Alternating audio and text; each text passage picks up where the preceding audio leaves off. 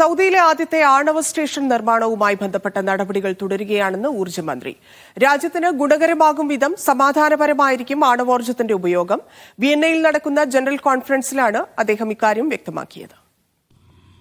വിയന്നയിൽ നടക്കുന്ന അന്താരാഷ്ട്ര ആണവോർജ്ജ ഏജൻസിയുടെ ജനറൽ കോൺഫറൻസിലാണ് മന്ത്രി ഇക്കാര്യം അറിയിച്ചത്.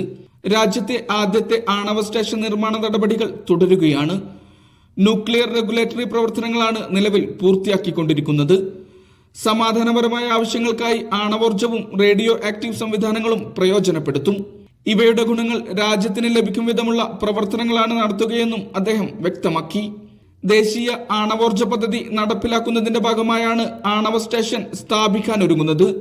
അടിസ്ഥാനവും ഭരണപരവുമായ തയ്യാറെടുപ്പുകൾ ഇതിനായി പൂർത്തിയാക്കിയതായും മന്ത്രി കൂട്ടിച്ചേർത്തു. അന്താരാഷ്ട്ര ആണവോർജ്ജ ഏജൻസിയുമായി കരാറുകൾ തയ്യാറാക്കി വരുന്നുണ്ട്. എല്ലാത്തരം ഊർജവും ഉൽപ്പാദിപ്പിക്കുകയും കയറ്റുമതി ചെയ്യുകയുമാണ് ലക്ഷ്യമെന്നും അദ്ദേഹം കൂട്ടിച്ചേർത്തു. Mishal Cherpulassery, media 1, Riyadh.